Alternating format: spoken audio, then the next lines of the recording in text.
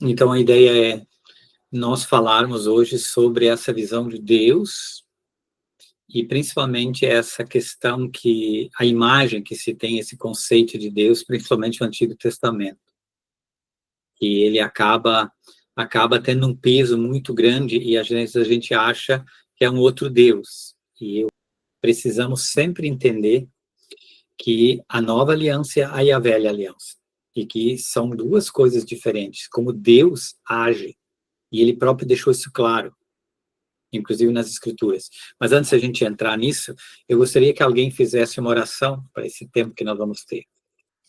Senhor nosso Deus e nosso amado eterno Pai, que humildemente uma vez mais colocamos em tua mais vossa presença, te pedimos que o Senhor neste momento venha, através da palavra trazida através de Geraldo, venha revelar a nós, Pai, o oculto, profundo, escondido, o mistério de tua santa e poderosa palavra.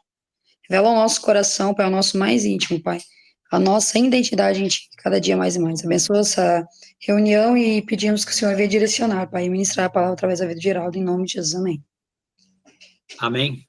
Não só através da minha vida, mas a vida de vocês também, vocês Amém. participar, construir, né? A visão de Deus do Antigo Testamento, às vezes, nos dá aquela ideia de que é um outro Deus, quase um outro Deus no Novo Testamento. E na verdade, não, é o mesmo Deus, só que as alianças são diferentes. Isso é muito importante, são duas alianças. E aí é interessante a gente olhar, se vocês tiverem as suas Bíblias e quiserem abrir, são dois textos que eu gosto de usar, que falam assim muito claramente sobre essa questão. Ezequiel 36, 24, não, 25 em diante, e tem também o Jeremias 31, 31 em diante. Vamos ler primeiro Jeremias, que é melhor, porque depois nós olhamos ali o Ezequiel. Jeremias 31, 31. Estão chegando os dias, declara o Senhor, quando farei uma nova aliança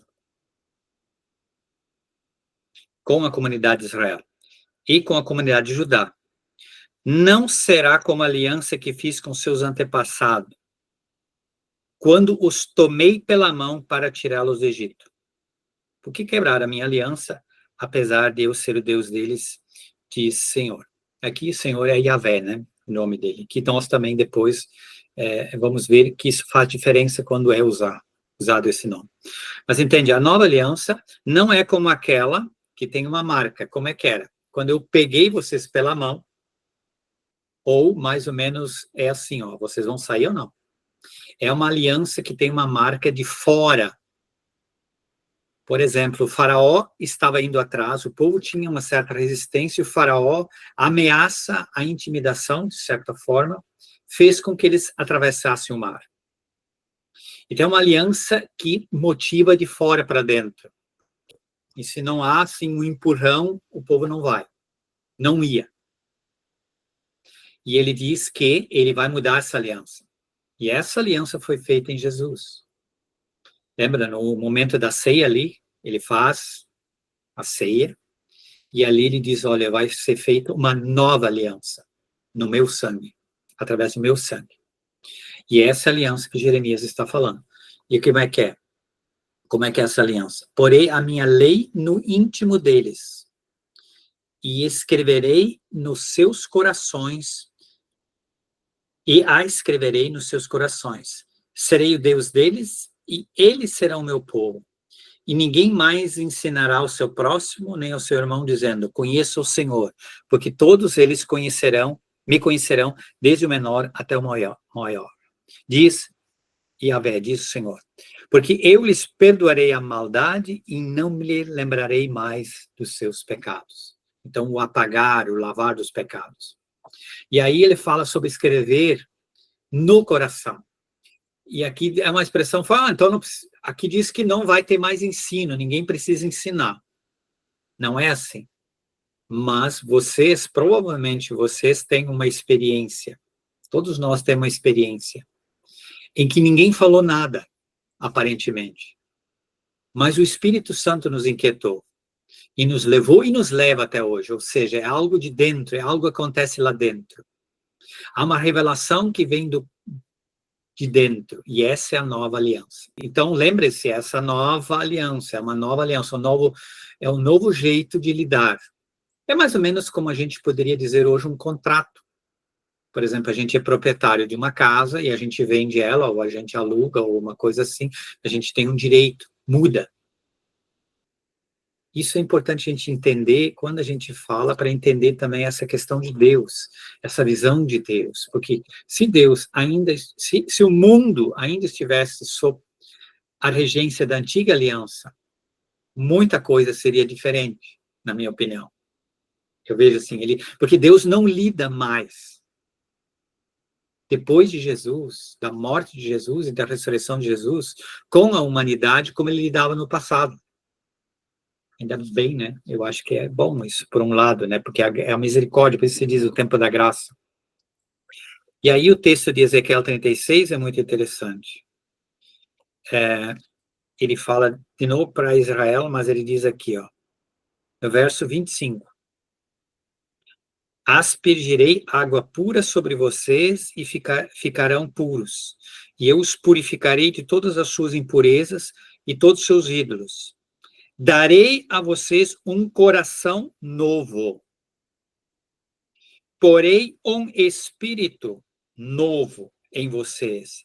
Tirarei de vocês o coração de pedra e lhes darei um coração de carne. Não é um coração carnal, que representa o pecado. Um coração de carne que é um coração sensível. Um coração realmente que pode sentir as coisas de Deus, pode perceber as coisas de Deus. Porei o meu espírito, e aqui, né, maiúsculo, em vocês e os levarei a agirem segundo os meus decretos e obedecerem fielmente as minhas leis. E daí fala que ele vai purificar e todo esse contexto. Então, entende? Essa é a promessa. Essa é a realidade. Esse é o tempo que nós estamos vivendo. Então, isso é muito importante a gente entender e lembrar. Não sei, está tranquilo até aqui? Alguém tem uma pergunta, alguma observação, um comentário? Eu achei muito forte essa passagem, porque me lembrou de algo que Deus disse no início, quando eu voltei a caminhar com Ele. Uma coisa que Deus disse para mim, Ele falou assim, ó, da tua vida e da tua casa, os altares que um dia, conscientemente ou inconscientemente, foram erguidos para Baal, eu vou destruir, vou destronar. E Deus me deu a passagem de Isaías, capítulo 36, que fala justamente sobre isso. Sobre, né, ele coloca por terra Nebo, ali ele fala, né, daí ele vai colocando, ele vai destronando os altares para Baal.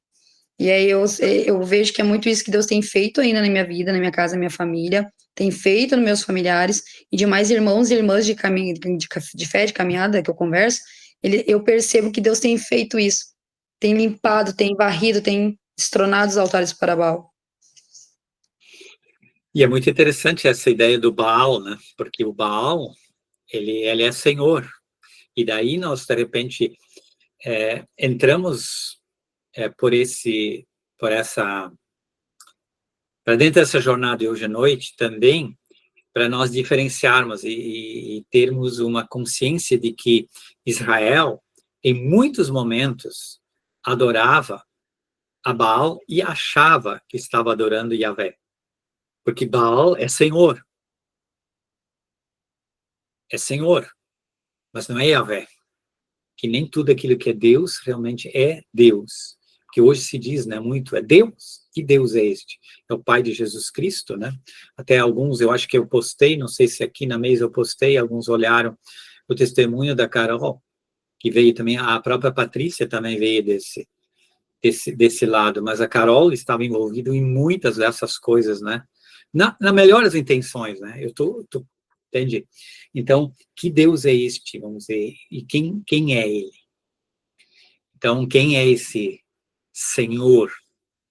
E essa ideia de Deus, um Deus mais agressivo, ele que parece no Antigo Testamento, hoje pode parecer meio estranho, mas eu consigo ver o Deus que se revela no Antigo Testamento muito mais expressando a sua paternidade e a sua maternidade do que no Novo Testamento.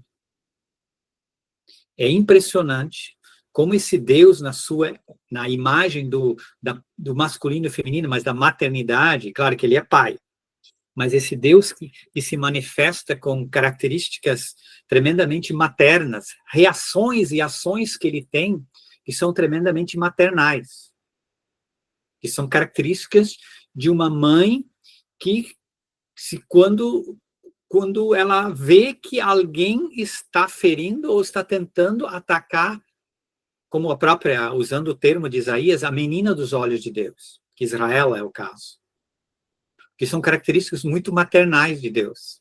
Ou seja, essa imagem dos atributos, das características, porque Deus não é homem nem mulher, como o próprio Novo Testamento fala, mas a maternidade, a masculinidade e a feminilidade são atributos, são características de Deus. E quando a gente consegue ver isso, daí muda essa perspectiva de Deus.